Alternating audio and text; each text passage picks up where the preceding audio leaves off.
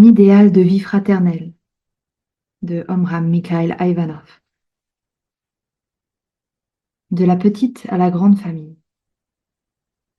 Depuis longtemps, les humains ont compris combien il était avantageux de se réunir pour vivre ensemble.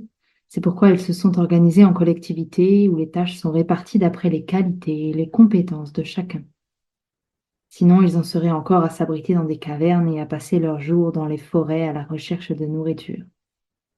Quand ils ont vu l'utilité de se réunir pour avoir plusieurs têtes, plusieurs bras et plusieurs jambes, tous ont bénéficié de cette nouvelle situation. Maintenant, chacun est au service de tous et peut profiter de tout. Il exerce seulement une petite activité quelque part et tout est à sa disposition. Les écoles, les bibliothèques, les hôpitaux, la poste, les moyens de transport, la police, les tribunaux. C'est ainsi que peu à peu, l'humanité a pu progresser et que sont apparues les cultures et les civilisations. Mais en réalité, c'est en apparence seulement que les humains ont résolu le problème de la vie collective.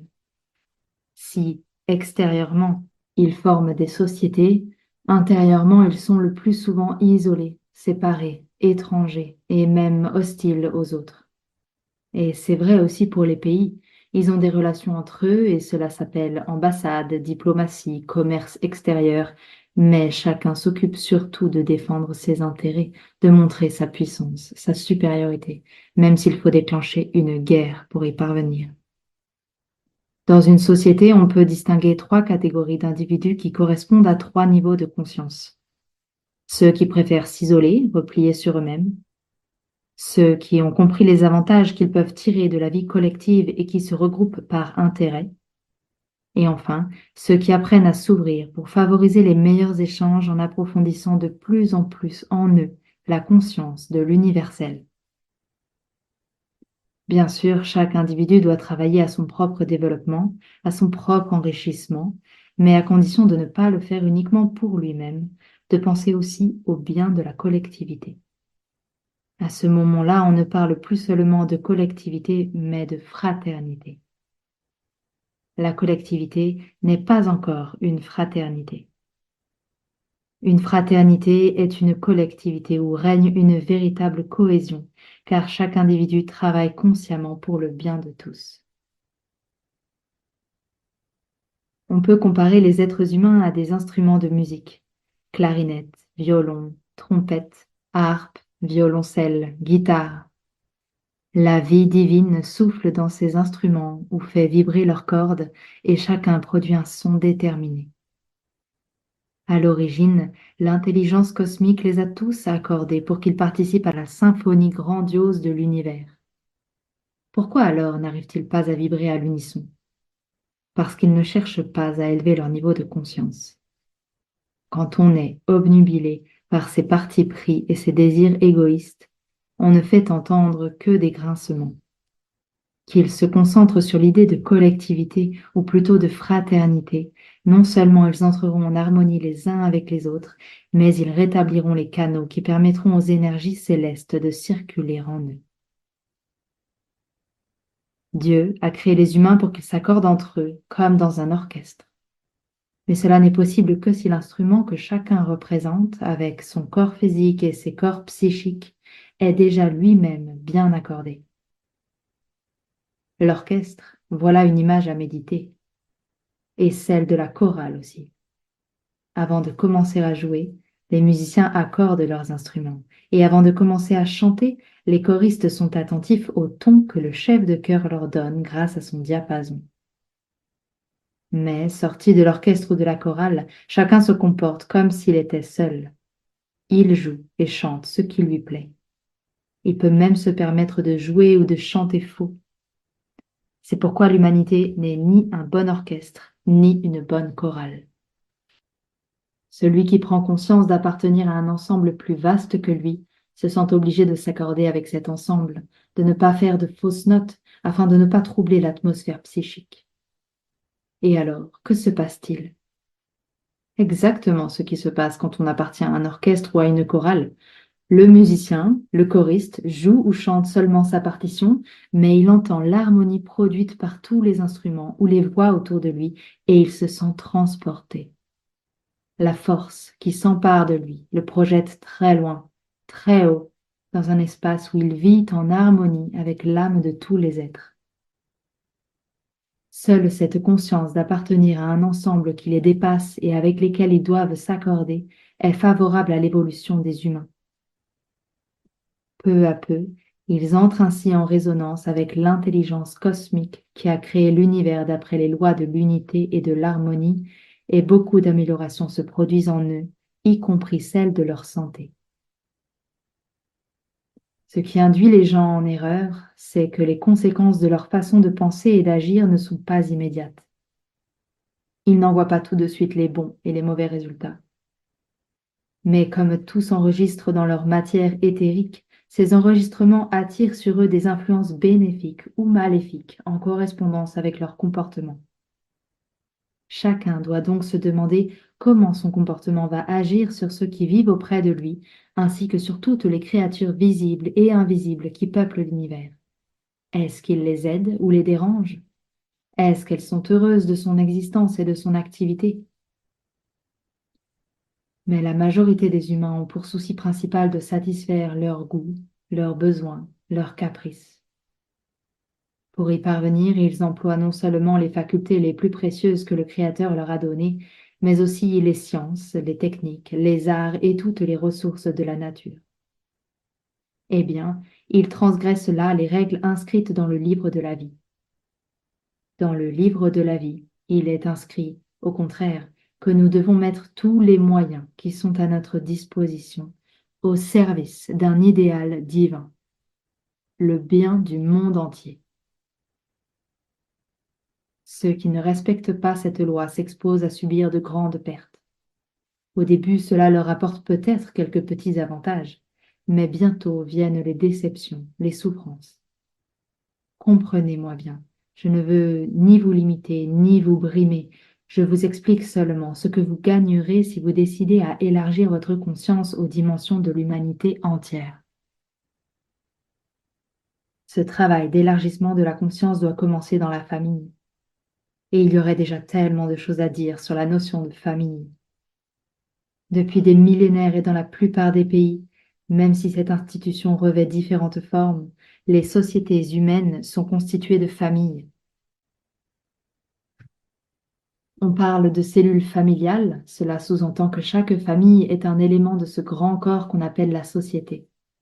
Tous ses membres s'aident, se soutiennent, se protègent, travaillent ensemble. Mais cet attachement, ce besoin d'être ensemble pour s'aider et se protéger, on le voit déjà se manifester chez beaucoup d'espèces animales. Les humains peuvent-ils vraiment se contenter d'avoir un comportement analogue à celui des animaux? Il est dans les projets de l'intelligence cosmique de faire évoluer les formes prises par la famille humaine afin qu'elles s'ouvrent à une vision plus large, plus éclairée. Regardez seulement l'éducation que l'on donne aux enfants. De temps en temps, on leur dit bien qu'ils doivent être gentils, serviables, polis, patients, mais on les encourage surtout à réussir, à être les premiers, à dépasser les autres et à les évincer même. C'est pourquoi on a tellement mis l'accent sur l'instruction.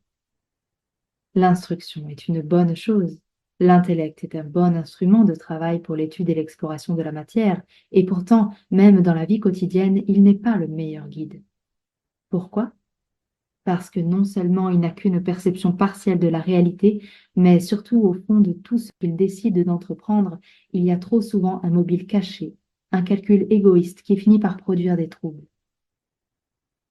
Comment la fraternité se réalisera entre tous les hommes?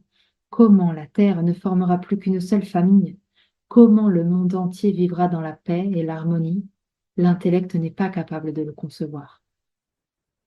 Il ne peut pas s'élever assez haut pour découvrir les vrais remèdes, les vraies solutions. Ce qu'il imagine, ce qu'il propose à partir de sa vision incomplète et égocentrique des choses est toujours défectueux et ne résout rien de façon définitive. Il existe des solutions pour tous les problèmes qui se posent aux humains, mais pour les trouver, ils doivent aussi faire appel au cœur, à l'âme et à l'esprit. Désormais, la famille doit se donner pour mission d'aider ses membres à se joindre par leurs pensées, leurs sentiments, leurs actes, à la famille universelle. qu'ils commencent au moins par comprendre que c'est dans leur intérêt. Il y a deux façons de voir son intérêt.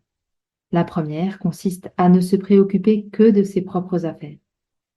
La deuxième, c'est de comprendre que l'intérêt personnel passe par le souci de l'intérêt collectif. Ceux qui travaillent seulement pour eux-mêmes montrent qu'ils ne savent ni observer, ni raisonner. Quelqu'un a réussi à assurer son confort, son bien-être pour lui et pour sa famille. C'est très bien, mais pour combien de temps? Une guerre, une révolution, une crise économique, tellement d'événements peuvent se produire. Qu'est-ce qui lui fait croire qu'il ne sera pas touché, lui aussi?